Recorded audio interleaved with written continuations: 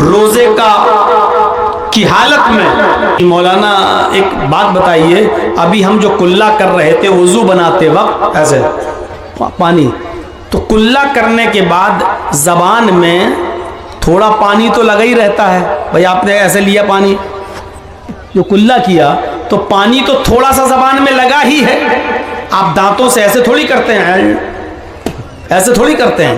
آپ نے پانی لیا، کلّا کیا، اب زبان میں جو پانی لگا رہ گیا، چپکا رہ گیا، تھوک نگلتے وقت وہ پانی جو زبان میں چپکا ہے اگر وہ حلق کے راستے سے پیٹ میں چلا جائے تو اس سے روزے پہ کوئی فرق پڑتا ہے کہ نہیں پڑتا ہے؟ میں نے کہا یار یہ تو بڑا نیک آدمی ہے، دیکھو کیسا مسئلہ پوچھ رہا ہے بیچارہ.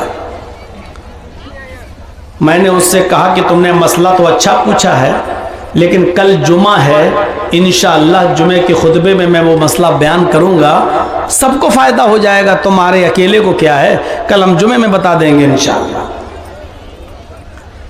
اگلے دن جمعہ تھا، وہ پہلی صف میں آ کے بیٹھا ہوا تھا کہ آج مولانا صاحب مسئلہ بتائیں گے، اور لوگوں سے میں کہوں گا کہ دیکھو میں نے پوچھا تھا.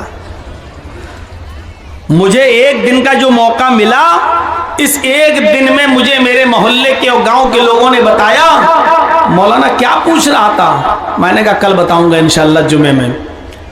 کہا ارے وہ تو بڑا بے ایمان آدمی ہے، بڑا کمینہ آدمی ہے، وہ مسئلہ پوچھتا ہے آپ کے پاس آتا ہے. اس نے اپنی بہنوں کا حق مارا ہے، اپنی بیٹی کا حق مارا ہے، اپنے بیٹوں کو دے دیا اپنی زندگی میں کہ جاؤ یہ تمہارا یہ تمہارا، اور بیٹیوں کی شادی کر دی، اس کو کچھ دیتا ہی نہیں. کہتا نہیں بیٹیوں کا کیا ہے، شادی کر تو دی، جہیز دے تو دیا، نہ اپنی بہن کو دیا نہ بیٹیوں کو دیا. اب دوسرے دن جب جمعے کا دن تھا، میں نے خطبہ دیا، اور آدھے گھنٹے کا ہی خطبہ ہوتا ہے. میں نے اسی خطبے میں بیان کیا کہ لوگ مسئلہ پوچھتے ہیں، زبان کا چپکا ہوا پانی اگر حلق کے راستے سے پیٹ میں چلا جائے تو روزے پہ فرق پڑتا ہے کہ نہیں پڑتا ہے.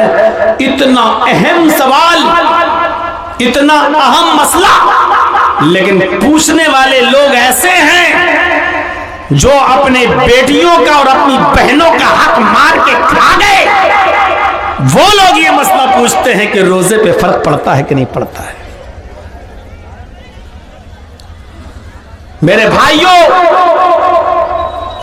نبی اکرم صلی اللہ علیہ وسلم نے اسلام قبول کرنے کے بعد اسود کو کیا بتایا؟ آئے اسود، سب سے پہلے تمہارے پاس جو دوسروں کا مال ہے، بکریاں، ان کو ان کے مالکوں کے حوالے کر دو. اسود نے کہا ٹھیک ہے. اسود ان بکریوں کو لے کر گئے اور خیبر کے قلعے کے دروازے پر ان بکریوں کو چھوڑ دیا، کیونکہ وہ بکریوں کو وہیں تک لاتے تھے اور وہیں چھوڑ دیتے تھے. بکریاں وہیں سے اپنے اپنے گھر چلی جاتی تھیں. جب قلعے میں بکریاں داخل ہو گئیں تو بکریاں اپنے اپنے مالکوں کے گھر پہنچ گئیں، اپنے اپنے گھر چلی گئیں. اسود آئے اور کہنے لگے اللہ کے نبی، میں نے بکریوں کو ان کے مالکوں کے حوالے کر دیا، جن کی بکریاں تھی میں نے ان تک پہنچا دی. اب مجھے بتائیے کہ اب میرا کیا کام ہے؟ اسلام لایا ہوں، کلمہ میں نے پڑھا ہے، اب میں کیا کام کروں؟ مجھے کوئی کام بتائیے. نماز کا وقت نہیں تھا. اگر نماز کا وقت ہوتا تو اللہ کے نبی کہتے کہ اسود تم نماز پڑھ لو. رمضان کا مہینہ بھی نہیں تھا. اگر رمضان کا مہینہ ہوتا تو اللہ کے نبی کہتے اسود تم روزہ رکھو. حج کا بھی سیزن نہیں تھا. اگر حج کا سیزن ہوتا تو اللہ کے نبی کہتے اسود اب تم حج کرنے کے لیے چلے جاؤ. نماز کا وقت نہیں، رمضان کا مہینہ نہیں، حج کا سیزن نہیں. اللہ کے نبی نے فرمایا اسود تلوار اٹھاؤ اور فلاں فلاں جگہ پر ہمارے صحابہ جنگ لڑ رہے ہیں، تم بھی اس جنگ میں شامل ہو جاؤ، تم بھی اس جنگ کے اندر شریک ہو جاؤ. اگر زندہ واپس آ گئے تو غازی کہلاؤ گے، اور اسی جنگ میں اگر قتل کر دیے گئے تو شہید ہو جاؤ گے، اور شہید کے لیے جنت ہے. اسود نے تلوار اٹھائی اور میدان جنگ میں چلا گیا، اور اسود میدان جنگ میں لڑا، اس نے 2 کافروں کو قتل بھی کیا، اس نے 2 کافروں کو مارا بھی، لیکن ابھی میدان جنگ میں لڑ ہی رہا تھا کہ اسود کی گردن پر بھی تلوار چل جاتی ہے اور اسود بھی قتل کر دیا جاتا ہے۔ ابھی اسلام لایا تھا، اب شہید ہو جاتا ہے۔ صحابہ کرام اس کو پہچان بھی نہیں پا رہے ہیں کہ یہ کون ہے۔ یہ آیا، ہماری طرف سے لڑنا شروع کیا، 1-2 کافروں کو مارا اور خود مر گیا۔ یہ کون آدمی ہے؟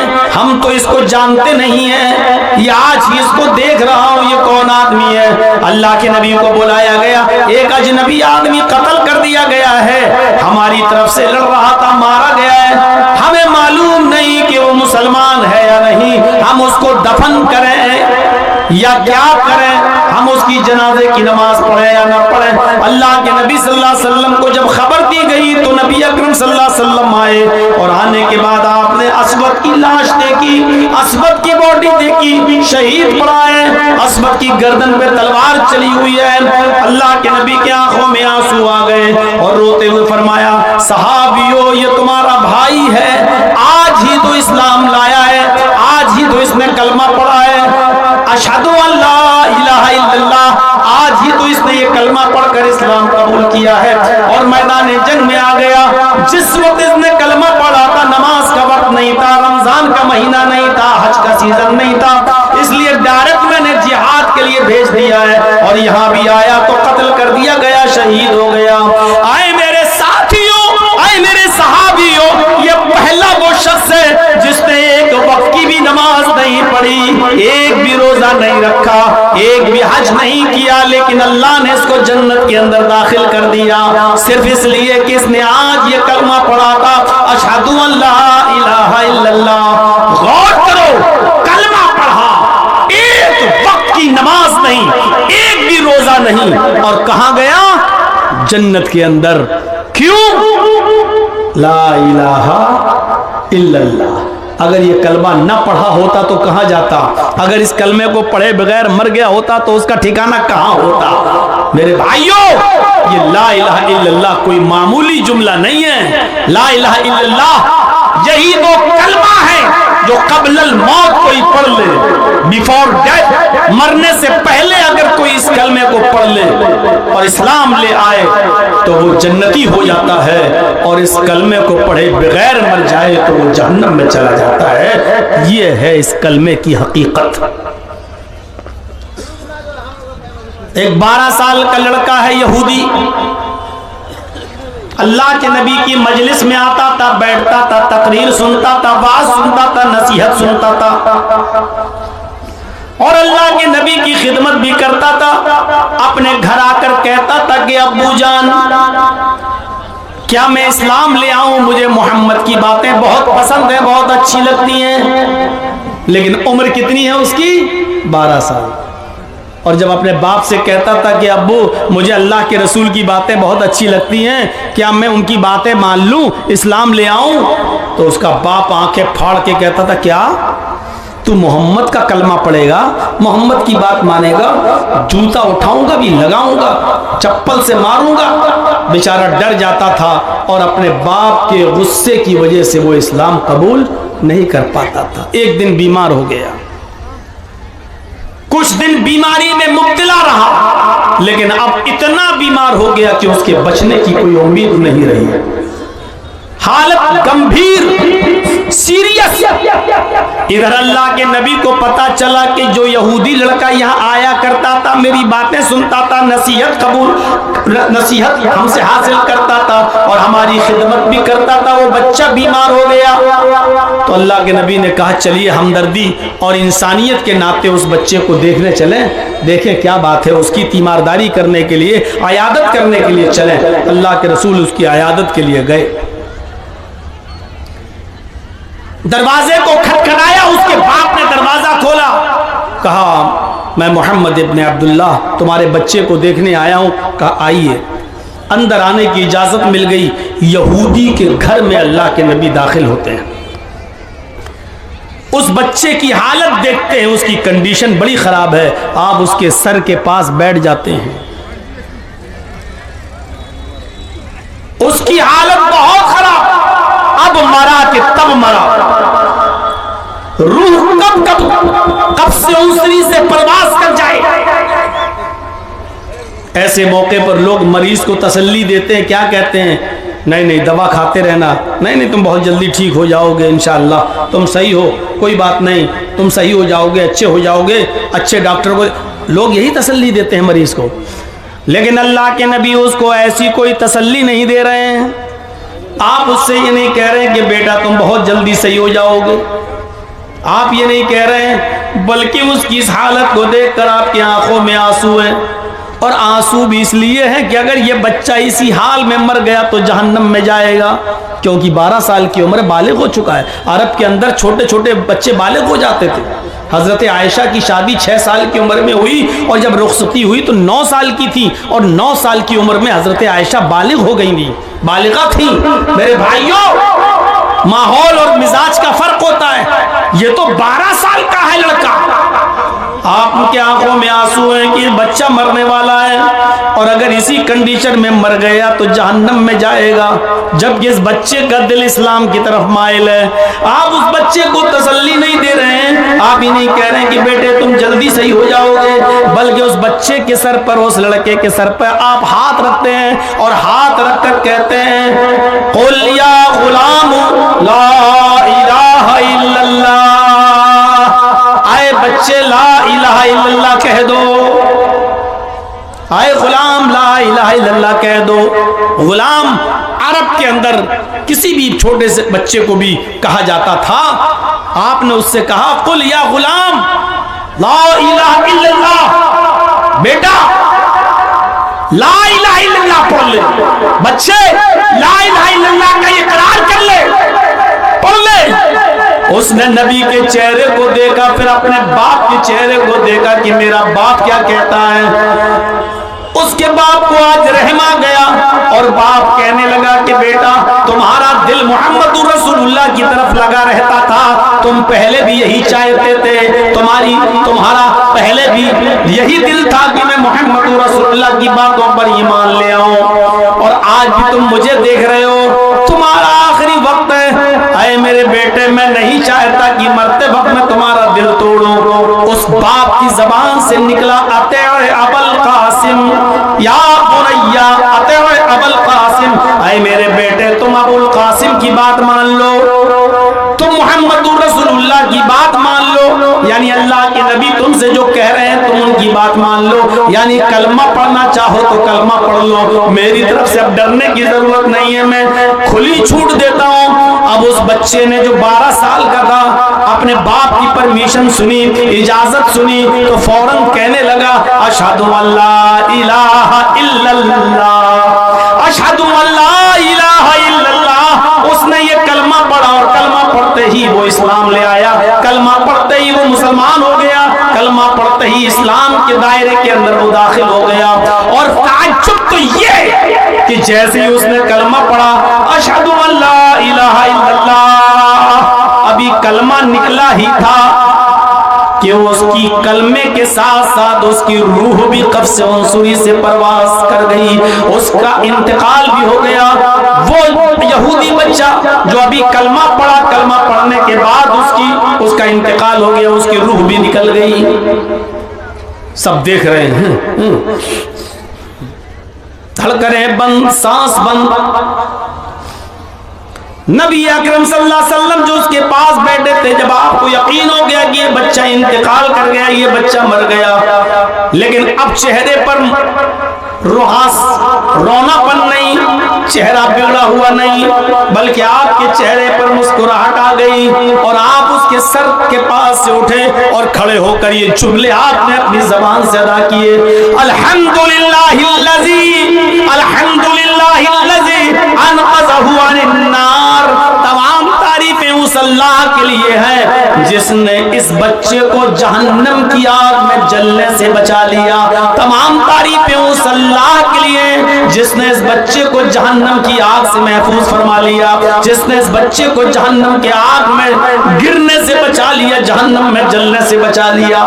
میرے بھائیوں، 12 سال تک وہ بچہ کافر رہا، 12 साल तक अपनी मनमानी करता रहा, 12 साल तक इस्लाम नहीं लाया, ईमान नहीं लाया, और जब मरा कलमा पढ़कर अशहदु अल्ला इलाहा इल्लल्लाह, तो ताज्जुब तो यह कि मरने के बाद एक वक्त की भी नमाज नहीं पढ़ा, एक दिन का भी रोजा नहीं रखा, एक भी हज नहीं किया, थोड़ा सा माल भी गरीबों और मिस्कीनों में अल्लाह की राह में सदका और खैरात नहीं किया। लेकिन अल्लाह के नबी क्या कह रहे हैं? अल्हम्दुलिल्लाहिल्लज़ी अनक़ज़हु अनिन्नार, तमाम तारीफें उस अल्लाह के लिए जिसने इसको जहन्नम की आग से बचा लिया। ये बच्चा कलमा पढ़ते ही जन्नत के अंदर दाखिल हो गया, जहन्नम की आग से बचा लिया गया। ये है कलमा ला इलाहा इल्लल्लाह। इस कलमे को कलंकित होने से बचाओ। ला इलाहा इल्लल्लाह भी पढ़ो और कहो बाबा 10 सालें हो गई, 15 सालें हो गई, बेटा नहीं हो रहा है, बेटी नहीं हो रही है, मुझे बेटा दिला दो, बेटी दे दो। ये कलमे को कलंकित करना हुआ, ये कलमे पर दाग लगाना हुआ। और ऐसे कलमे की कोई जरूरत नहीं अल्लाह को कि तुम अल्लाह को भी पुकारो और दूसरे को भी पुकारो, नहीं। खालिसतन लिल्लाह, सिर्फ अल्लाह को पुकारा जाएगा, बस अल्लाह से मांगा जाएगा, बस। अच्छा, 2 वाक़े मैंने आपके सामने रख दिए और दोनों ने एक वक्त की नमाज नहीं पढ़ी और कहां गए? जन्नत में। एक अस्वद और दूसरा ये। आइए अब एक वाकया मैं आपको ऐसा बताता हूं कि आप ताज्जुब करेंगे। पूरी जिंदगी नबी की खिदमत की, नबी का साथ दिया, लेकिन मरते वक्त कलमा नसीब नहीं हुआ। नबी की खिदमत करने के बावजूद वो आदमी कहां गया? जहन्नम में गया। वाकया सुना होगा ना आपने अबू तालिब का। कौन थे? नबी के चचा। खिदमत कितनी की, खिदमत कितनी की आपको अंदाजा नहीं। अल्लाह के, यहां से अंदाजा लगाइए, अल्लाह के नबी जनाबे मोहम्मद रसूलुल्लाह सल्लल्लाहु अलैहि वसल्लम जब पैदा हुए तो बाप का चेहरा नहीं देखा। अल्लाह के नबी जब अपनी माँ के पेट से बाहर आए तो बाप का चेहरा नहीं देखा। बाप पहले ही इंतकाल कर चुके थे 2 महीना। ए भैया, जिसको उठना हो अभी से उठ के चले जाओ यार, एक एक करके उठ रहे हो, डिस्टर्ब कर रहे हो सामने से। बाप का चेहरा नहीं देखा। और जब मुहम्मदुर रसूलुल्लाह की उम्र 6 साल की हुई, और 6 साल कितना बड़ा बच्चा होता है आपको अपने दिमाग में रखिए। 6 साल का बच्चा, जब नबी अकरम की उम्र 6 साल की हुई तो कहां आए? अपनी मां के साथ मदीने आए। यसरफ उसका पुराना नाम था, यसरफ। मदीने आए अपने ननियाल, अपने नाना मामू के यहां। और जब मां 1 महीना मदीने में रहने के बाद जब मक्के की तरफ फिर लौटने लगी तो मदीने से कुछ ही थोड़ी दूरी पर एक मकाम था जिसका नाम था मकाम अबवा, और वहीं पर मुहम्मदुर रसूलुल्लाह के बाप अब्दुल्ला दफन थे।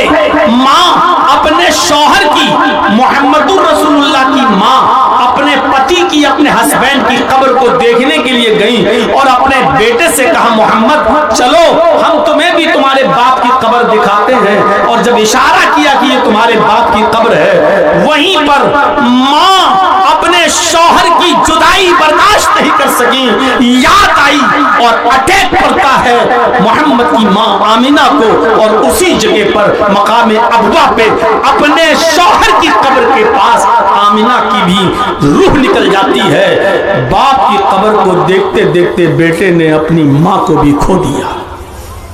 सोचिए, बाप की कब्र को अभी देख भी नहीं पाया सही से, और उसी जगह पर मां का भी इंतकाल हो गया, और वहीं पर उनकी मां को भी दफन किया गया। सोचो, 6 साल की उम्र में बाप भी नहीं, मां भी नहीं, अब किसने पाला? अब्दुल मुत्तलिब ने। लेकिन अब्दुल मुत्तलिब भी सिर्फ 2 साल तक पाल पाए। यहाँ 8 साल के हुए मोहम्मद इब्ने अब्दुल्ला, उधर अब्दुल मुत्तलिब भी छोड़कर चले गए। 8 साल की उम्र में अबू तालिब ने अपने हाथ में लिया अपने भतीजे को और 8 साल से लेकर 25 साल तक अपने पास रखा, खिलाया पिलाया, पाल पोस कर बड़ा किया। और 25 साल की उम्र में पहली शादी हजरत खदीजा से कराई, जिनकी उम्र 40 साल थी। मेरे भाइयों, और 40 साल के जब आप हुए तो आपको नबुव्वत मिली। सोचिए, 8 साल से लेकर 40 साल तक अबू तालिब ने ख्याल रखा। ये 32 ईयर 32 साल की जिंदगी अबू तालिब अपने पास रखे रहे, खिलाते रहे पिलाते रहे, परवान चढ़ाते रहे। और जब अल्लाह के रसूल को रिसालत मिली, नबुव्वत मिली, और आपने जब तौहीद की दावत दी तो दुश्मनों से बचाते रहे, हिफाजत करते रहे। यहाँ तक कि जब दुश्मनी हद से आगे बढ़ गई और तमाम काफिरीन मक्का मुत्तफिक होकर नबी अबू तालिब के पास आए और कहने लगे कि अबू तालिब, अब पानी बहुत आगे चढ़ गया है, सर से ऊपर चढ़ चुका है, तुम्हारे भतीजे की लंतरानी अब हम नहीं सुनेंगे। बहुत उल्टा सीधा गलत सलत हमारे माबूदों के बारे में तुम्हारा भतीजा बोल चुका है, अब उसकी जबान पर कंट्रोल करो, और नहीं करते हो तो हम उसको अपने हिसाब से सजा देंगे। बाद में ये मत कहना कि मेरे भतीजे का कत्ल कर दिया, मेरे भतीजे को मार डाला। अबू तालिब ने अपने भतीजे मोहम्मद को बुलाया और कहा, भतीजे मेरे ऊपर इतना बोझ न डालो कि मैं बर्दाश्त न कर सकूं। मेरे नातवा कंधों पर, मेरे कमजोर कांधों पर इतना बोझ न डालो कि मैं बर्दाश्त न कर सकूं। ये मेरे दुश्मन अब तेरे दुश्मन बन चुके हैं, खून के प्यासे हैं, तुझे कत्ल करना चाहते हैं। तू दीन की दावत छोड़ दे, तौहीद की दावत छोड़ दे, उनको उनके इसी हाल पे रहने दे, तू उनको बुरा भला मत कहे, छोड़ दे उनको उनके हाल पर। अल्लाह के नबी सफाई पेश कर रहे हैं, अरे चचा मैं बुरा भला कहाँ कहता हूँ, मैं तो सिर्फ इतना कहता हूँ ला इलाहा इल्लल्लाह कह दो, कामयाब हो जाओगे। मैं तो सिर्फ ये कहता हूँ कि एक अल्लाह की इबादत करो, एक अल्लाह को पुकारो, एक अल्लाह के सामने सर झुकाओ, एक अल्लाह की इबादत करो, इसके अलावा तो मैं कुछ नहीं कहता। चचा ने कहा भतीजे छोड़ दे, इनको इनके हाल पर रहने दे, ये भी कहना बंद कर दे। अगर मेरी जिंदगी में तुझे किसी ने मार दिया या कत्ल कर दिया तो मैं अपने आप को नहीं संभाल पाऊंगा। चचा का ये जवाब सुनकर अल्लाह के नबी के आंखों में आंसू आ गए। सिर्फ एक ही जुमला बोला, आए चचा जान मैं दीन की दावत से बाज नहीं आ सकता, मैं तौहीद की दावत से बाज नहीं आ सकता। अगर ये काफिरीन मक्का सूरज उखाड़ के लाए और दाहिने हाथ पे रख दें, चांद उखाड़ के लाए बाएं हाथ पे लाकर रख दें, फिर भी मैं दावत देता रहूंगा, दीन की तबलीग करता रहूंगा। आपकी आंखों में आंसू थे और आप अपने चचा से ये कहकर जा रहे थे, अगर आपको भी मेरी मदद नहीं करनी है तो हट जाइए रास्ते से, आज के बाद हम आपको तंग नहीं करेंगे, आपके ऊपर बोझ नहीं बनेंगे, मैं अब जा रहा हूं दूसरी तरफ।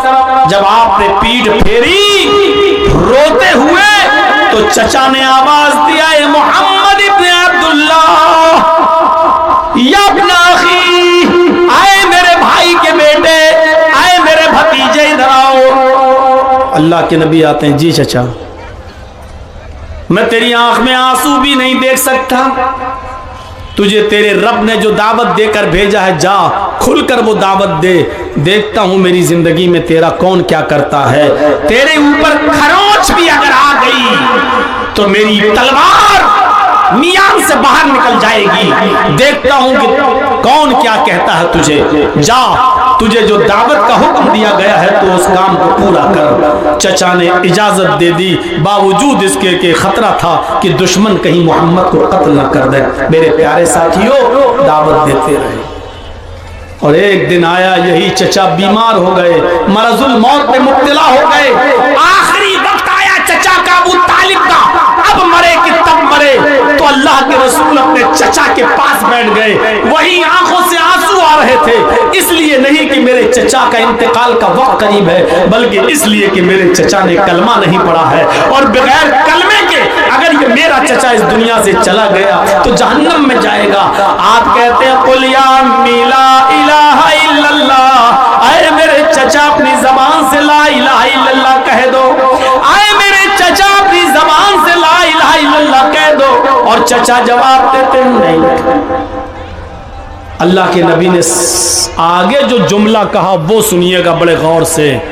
आपने कहा चचा अगर आपको डर है कि लोग सुन लेंगे और बाद में ताने मारेंगे कि देखो अपने बाप दादा का दीन छोड़ दिया, तो एक काम करिए। अल्लाह के रसूल ने अपना कान बढ़ा दिया, अपने चचा को उठा लिया और चचा का मुंह अपने कान में लगा दिया और कहा कुल या अम्मी फी उज़ुनी ला इलाहा इल्लल्लाह।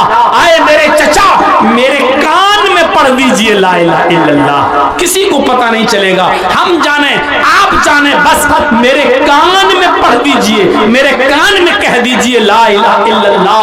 क़यामत के दिन में अल्लाह से गवाही दूंगा, आए अल्लाह मरते वक्त मेरे चचा ने मेरे कान में ला इलाहा इल्लल्लाह पढ़ा, तू बख्श दे और इंशाअल्लाह मैं अल्लाह से बहस हुज्जत करके आपको बख्शवा लूंगा। अल्लाह के सामने गवाही देकर मैं आपको जन्नती बनवा दूंगा। अल्लाह से सिफारिश करके मैं आपको जन्नत में ले जाऊंगा। मेरे कान में पढ़ दीजिए ला इलाहा इल्लल्लाह, किसी को पता नहीं चलेगा। लेकिन चचा अबू तालिब कहते हैं भतीजे मैं नहीं चाहता कि मैं मरते वक्त अपने बाप का अपने दादा का दीन छोड़ूं। आए मेरे भतीजे मैं नहीं चाहता कि मरने के बाद मेरे लोग ये कहें कि देखो अबू तालिब अपने बाप दादा का दीन छोड़ गया, बददीन होकर मरा, बेदीन होकर मरा। आए मेरे भतीजे सॉरी मैं तुम्हारे कान में भी ला इलाहा इल्लल्लाह नहीं पढ़ सकता, मैं चुपके से भी ला इलाहा इल्लल्लाह का इकरार नहीं करूंगा। आए मेरे भतीजे मैं उसी दीन पे मरना चाहता हूं जो मेरे बाप का मेरे दादा का दीन था। अबू तालिब ने कलमा नहीं पढ़ा और अबू तालिब का इंतकाल हो गया, बगैर कलमा पढ़े मर गए। पूरी जिंदगी नबी की खिदमत की, पूरी जिंदगी नबी की सेवा की, पूरी जिंदगी नबी को चाहा, पूरी जिंदगी नबी को माना, पूरी जिंदगी नबी का साथ दिया, लेकिन कलमा पढ़े बगैर मर गए। कहां गए? जहन्नम में। और एक बार अल्लाह के रसूल ने हाथ उठाकर दुआ भी की कि आए अल्लाह मेरे चचा को बख्श दे, वो मुझे बहुत चाहता था, मेरी बहुत खिदमत की, मेरी बहुत देख रेख की, अल्लाह मेरे चचा को बख्श दे। अल्लाह ने आसमान से जिब्रील को भेज दिया ये कहते हुए कि मोहम्मद से कह दो कि किसी मोमिन के लिए जायज नहीं है कि किसी काफिर और मुशरिक के लिए दुआए मग़फ़िरत करे। तेरा चचा हालत कुफ्र में मरा है, वो जहन्नम में जाएगा। 70 मरतबा भी आए मोहम्मद अपने चचा के लिए तुम दुआ करोगे तो अल्लाह तुम्हारी दुआ कबूल नहीं करेगा। तेरा चचा कलमा पढ़े बगैर मर गया, तेरे चचा को हम जहन्नम ही देंगे, जन्नत नहीं मिल सकती, उसको बख्शेंगे नहीं। अल्लाह ताला ने मुहम्मदुर रसूलुल्लाह की दुआ को रिजेक्ट कर दिया, रद्द कर दिया और कहा कि तुम्हारी दुआ कबूल नहीं की जाएगी। अल्लाह के रसूल ने कहा अरे अल्लाह वो मुझे बहुत चाहता था, मेरी बड़ी खिदमत की। तो अल्लाह ने फरमाया अरे मोहम्मद तुम्हारी खिदमत की, मानता हूं इस बात को, लेकिन जन्नत नहीं दे सकता, रहेगा तेरा चचा हमेशा जहन्नम के अंदर। हाँ इतना कर सकता हूं, इतना कर सकता हूं कि तेरे चचा को हम सबसे हल्का अजाब दें, सबसे कम अजाब दें। और अल्लाह के नबी फरमाते हैं कि अल्लाह ताला मेरे चचा को सबसे हल्का अजाब देता है, उनके दोनों पैरों के तलवे के नीचे, ये दोनों पैरों के तलवे के नीचे आग की 2 चिंगारी, चिंगारी जानते हो चूल्हे में जब लकड़ी जलाते हो तो चिंगारी निकलती है ना, फट से फूटती है एकदम, 2 चिंगारी एक इस पैर के नीचे और दूसरा दूसरे पैर के नीचे रख दी। बस अल्लाह के नबी फरमाते हैं कि पैर के तलवे के नीचे आग की 2 चिंगारी की वजह से भी यगली मिनहुमा दिमाग, आग की दोनों चिंगारियों से भी मेरे चचा का दिमाग हांडी की तरह खौलता है। ऐसा लगता है जैसे चूल्हे पर पानी रख दिया जाए और खौल रहा हो, उबल रहा हो, ऐसे ही उन दोनों चिंगारियों से मेरे चचा का दिमाग हांडी की तरह खौलता है। मेरे भाइयों पूरा वाकया बयान करने का मकसद सिर्फ ये है کہ کلمہ نصیب جس کو ہوا، ایک وقت کی نماز نہیں پڑھی وہ تو جنت میں گیا، اور جس نے کلمہ نہیں پڑھا اس نے پوری زندگی نبی کی خدمت کی، نیکی کی، نبی کے ساتھ حسن سلوک کیا، لیکن آخری وقت بھی کلمہ نہیں پڑھا تو وہ جہنم میں چلا گیا، یعنی ابو طالب۔ تو یہی کلمہ انسان کو جنتی بناتا ہے، یہی کلمہ انسان کو جہنمی بناتا ہے۔ یہ پہلی چیز ابھی لا الہ الا اللہ پر میں نے تھوڑا زیادہ وقت آپ کا لے لیا، دوسری چیز پر ہم آپ کو تھوڑا سا کھینچ کر لاتے ہیں، وَأَدْنَاهَا إِمَاطَةُ الْأَذَى عَنِ الطَّرِيقِ، راستے سے تکلیف دہ چیز کو ہٹا دینا۔